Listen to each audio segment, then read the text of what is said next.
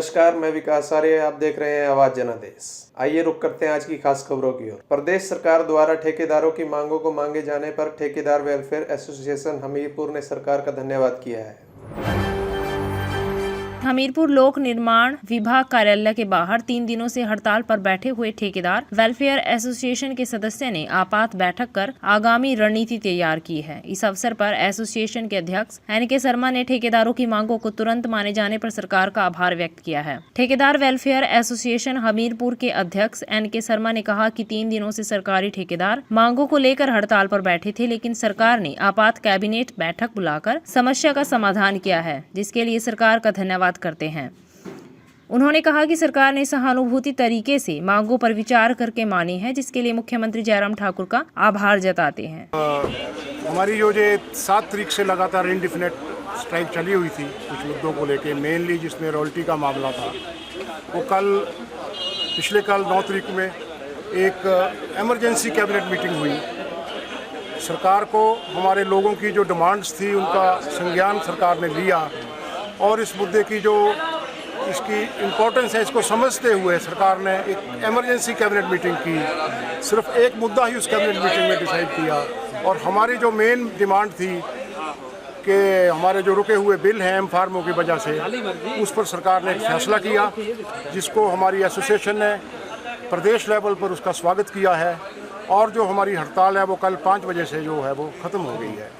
लेकिन फिर भी आज की हमारी मीटिंग में और प्रदेश भर में आज जो मीटिंग हो रही है कि हमारे ठेकेदार भाइयों के और भी बहुत मुद्दे हैं, जिसके लिए हमारी हड़ताल बेशक बंद हो गई है, लेकिन हमारा जो एक गतिरोध है, हमारा जो एजिटेशन है, वो इन डिमांड्स के लिए चलता रहेगा।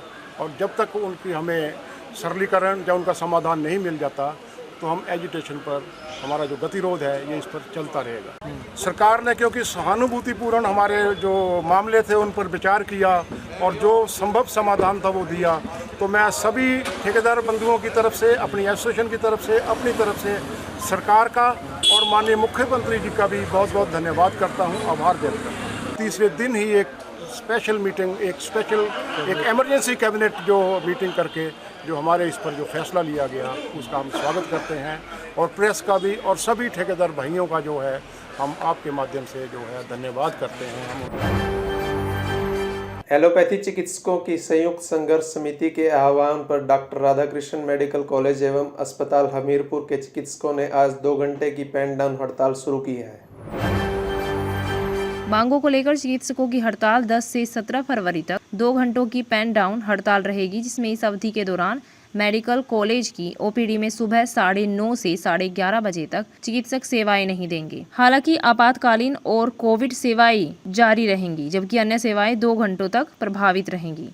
वीरवार सुबह पेन डाउन हड़ताल पर रहने के दौरान चिकित्सकों ने प्रिंसिपल कार्यालय के बाहर गेट मीटिंग भी की।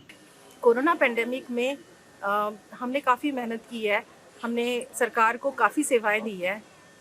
कितनी तो हमारी फीमेल्स हैं जो जिनके छोटे बच्चे थे, तब भी उन्होंने काफ़ी सेवाएं सरकार को दी है। उन्होंने अपने बच्चों की परवाह न करते हुए यहाँ दिन रात एक करके सारे काम करती है, घर का काम करती है, फिर आके यहाँ कोरोना पेंडेमिक में भी अपनी ड्यूटियाँ दी है। इन स्पाइट ऑफ दैट अब सरकार जो हमारी है सैलरी के बारे में उन्होंने सोचना चाहिए था और हमारी यही मांगे हैं कि जो पे कमीशन है हमारा पंजाब की स्केल के बराबर होना चाहिए। मैम क्या लगता है एज ए फ्रेंड्स आपको क्यों नहीं सरकार मान रही आपकी डिमांड्स?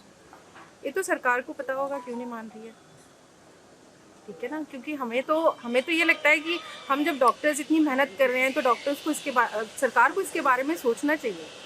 देखिए, जहाँ पे कोरोना वार्ड में कोई जाने को तैयार नहीं होता था, आपने कभी देखा कोई नेता कोरोना वार्ड में गया है?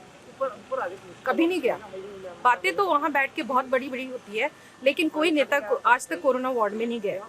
किसी मरीज के बारे में पूछा है? एक नेता को आप पीपीई पहन के दिखा दीजिए, ठीक है? पीपीई पहन के कोरोना वार्ड में जाना कितना मुश्किल काम है, ठीक है ना। इतना तभी भी ये जो हमारी बहनें हैं और जो हमारे डॉक्टर्स हैं, ठीक है, उन्होंने काफ़ी काम किया हुआ है, इसको तो ध्यान में रखना चाहिए। ये जो आज की जो स्ट्राइक है ये पूरे प्रदेश के जितने भी डॉक्टर्स हैं एलोपैथी के, उनकी सबकी ये स्ट्राइक है, पेन डाउन स्ट्राइक है।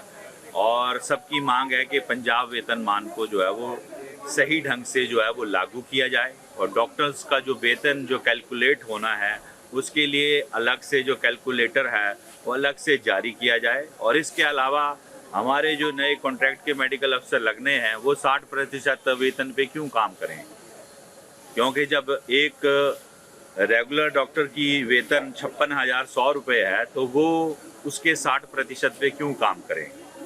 और साथ में हमारी डिमांड थी कि 4-9-14 एक टाइम स्केल जो था हमारे डॉक्टर्स को मिलता था वो अब इन्होंने बंद कर दिया है।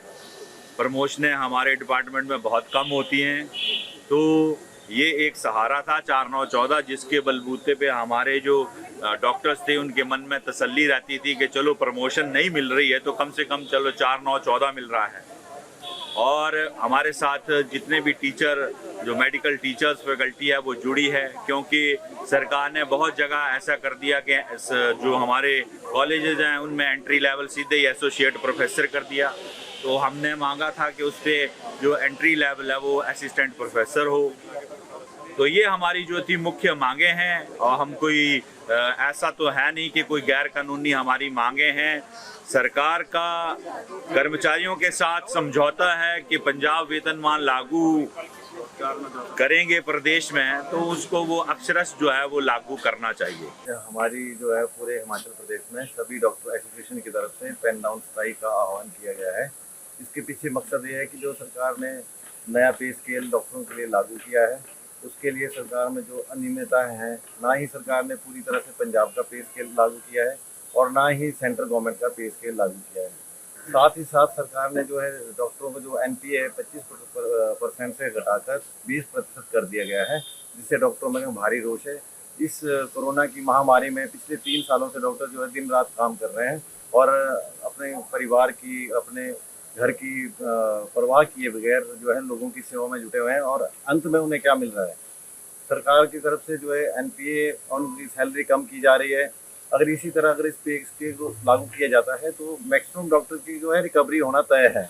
और साथ ही लोग डॉक्टरों के लिए जो एक मोटिवेशन है, जो सैलरी है जिससे उनका घर परिवार चलता है, अगर आप उसको कम कर दोगे, उनको सरकार की तरफ से इंसेंटिव देने की बजाय आप उनकी सैलरी कम करोगे तो उनका जो काम करने का जज्बा है वो भी कम हो जाएगा। कम्युनिकेशन हुआ है, हमने जो है इसकी एक ज्वाइंट एक्शन कमेटी बनाई है जिसमें शिमला, टांडा, नाहन, चंबा और हमीरपुर मेडिकल कॉलेज की association, Himachal Pradesh medical officer association, साथ में हमारे साथ रेजिडेंट डॉक्टर एसोसिएशन, सारे मेडिकल कॉलेज की, हम सब ने एक ज्वाइंट वेंचर में एक डिसीजन लिया था इसके रिगार्डिंग और गवर्नमेंट को 5 और 6 बार हम जो है रिप्रेजेंट कर चुके हैं, पर अभी तक कोई भी इसका नतीजा सामने नहीं है। अभी जो है हमने आज से 2 घंटे का पेन डाउन स्ट्राइक शुरू किया 9:30 से 11:30 बजे तक।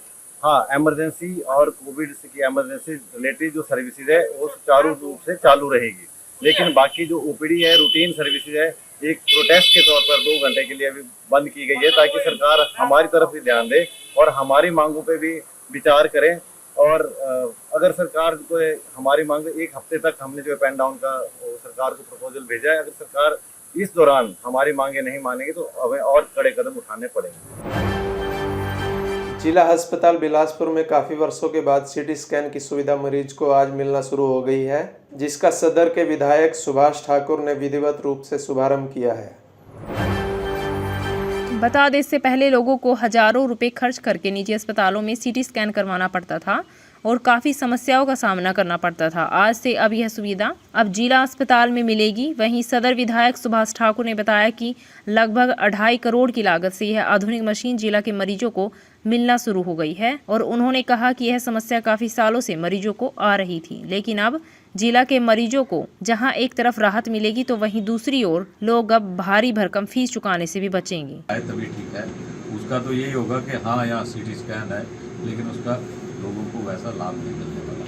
इसलिए ये अब पीपी मोड के ऊपर हमने विधानसभा में भी क्वेश्चन किया था, मैंने शिमला में भी क्वेश्चन किया था, तो शिमला में मुझे कहा गया था कि विदिन 1 मंथ हम इसको वो करेंगे, लेकिन तब तक यहाँ पर उसके लिए कमरा और बाकी चीज़ें और जो इसका काम था ये था। तो उसके बाद मैंने धर्मशाला में भी ये क्वेश्चन किया था, तो वहाँ पर हेल्थ मिनिस्टर ने वहाँ पर एश्योर किया था कि विदिन 1 मंथ हम इसको इंस्टॉल करेंगे और ये 1 महीने के अंदर अंदर ये मशीन यहाँ पर आई और यहाँ पर यह आज विधिवत रूप से इसका उद्घाटन भी हुआ है और यह 24/7 यह चलेगी। 24 आवर लोगों को इसकी सुविधा मिलेगी, क्योंकि यह जो हमारा बिलासपुर डिस्ट्रिक्ट है यह टूरिस्ट और हमारे जो फैक्ट्रीज़ हैं उनकी वजह से काफ़ी यहाँ पर एक्सीडेंट प्रोन एरिया भी कह सकते हैं, और मैक्सिमम यहाँ पर व्हीकल, टूरिस्ट के व्हीकल और दूसरे हमारे ट्रक्स वगैरह ये होते हैं। तो ये 24 आवर लोगों को एक बहुत बड़ी सुविधा मिलेगी।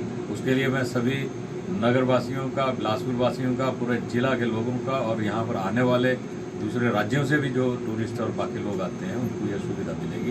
इसलिए बिलासपुर वासियों को मैं बहुत बहुत बधाई देता हूँ, और अपने डिस्ट्रिक्ट के हमारे MS हैं डॉक्टर सतीश जी, आपको बधाई देता हूँ। CMO साहब है, आपको बधाई देता हूँ कि आप इस हॉस्पिटल में या एक्सरे और CT स्कैन ये सभी ग्राउंड फ्लोर पे और एक ही जगह पर सारे ये व्यवस्थित तरीके से इस बार ही हमने ये सारी चीज़ें की है। यहीं पर gas plant, oxygen gas plant है। अब हमारा हॉस्पिटल हर एक चीज़ से सुसज्जित है। और इसके साथ मैं धन्यवाद करना चाहूँगा मुख्यमंत्री जी का भी। हमने कंदरौर में उनसे डिमांड की थी कि यह 40 सालों से यहाँ पर 23 या 25 डॉक्टर हैं, और उसके बाद कोई डॉक्टर्स की यहाँ पोस्टें नहीं बढ़ी हैं। 270 का या बेडेड का या हॉस्पिटल है, इसको 300 बेडेड किया जाए तो डॉक्टर्स की पोस्ट्स भी यहाँ बढ़ेंगी। 35 डॉक्टर यहाँ होंगे। जिस तरह से हमारी तरफ से आपके अखबारों के माध्यम से भी लोगों को जाता था कि यहाँ पर स्पेशलिस्ट जी ये स्पेशलिस्ट नहीं है, ये एक है या 2 होने चाहिए। अगर आप इसको यहाँ पर रिकॉर्डेड आप देखो तो यहाँ पर मेडिकल ऑफिसर की पोस्टें हैं, ये स्पेशलिस्ट की पोस्टें नहीं है। अगर ऑन द रिकॉर्ड और बाकी चीज़ें आप वो करें, क्योंकि डॉक्टर सतीश जी भी यहाँ हैं, MS है, तो यहाँ स्पेशलाइजेशन के लिए अब 35 जब डॉक्टर होंगे तो स्पेशलिस्ट भी उसमें मेंशन होंगे। इसलिए आने वाले दिनों में अच्छा हॉस्पिटल और सुविधा और लोगों को ये सारी स्पेशलिस्ट की फैसिलिटीज, सारी फैसिलिटीज यहाँ होगी। उसके लिए मैं हिमाचल प्रदेश की सरकार का, आदरणीय जयराम ठाकुर जी का बहुत बहुत धन्यवाद भी करता हूँ, मुख्यमंत्री जी। अयोध्या जनपद के गोसाईगंज विधानसभा क्षेत्र के हारीपुर में रामायणकालीन पौराणिक विसुही नदी को ही नेताओं और अधिकारियों ने नाला घोषित कर दिया है, जिसको लेकर ग्रामीण काफी आक्रोश में है। वहीं आरोप है कि विसूही नदी को नाले के रूप में शिलान्यास किया गया है, बिल्कुल गलत है। तो वहीं स्थानीय ग्रामीणों ने इस पर कार्रवाई करने की मांग उठाई है। ये जो पुल बना है थरिया कला हारीपुर विसूही नदी, ये जो बोर्ड लगा है बिल्कुल गलत लगा है। आचार संहिता के बाद में बोर्ड लगा है। ये नदी है, नाला नहीं। हाँ, इस पर कार्रवाई होना चाहिए। यादव, थरिया कला हारीपुर। हमारे यहाँ जो ये विसूही नदी में नाले के रूप में जो इसमें शिलान्यास किए हैं, ये गलत है। ये पौराणिक नदी है, विसूही नदी है। इस पे जो है पुल होना चाहिए, ना कि नाला। पे कार्रवाई नदी। और ये जो बोर्ड लगा है ये आचार संहिता के बाद लगा हुआ है। काम होने के पहले बोर्ड नहीं लगना चाहिए, जब तक काम पूरा ना हो जाए। और इस पे जो है कार्रवाई होनी चाहिए। राम कुमार गौड़, ग्राम सभा थरिया कला हारीपुर।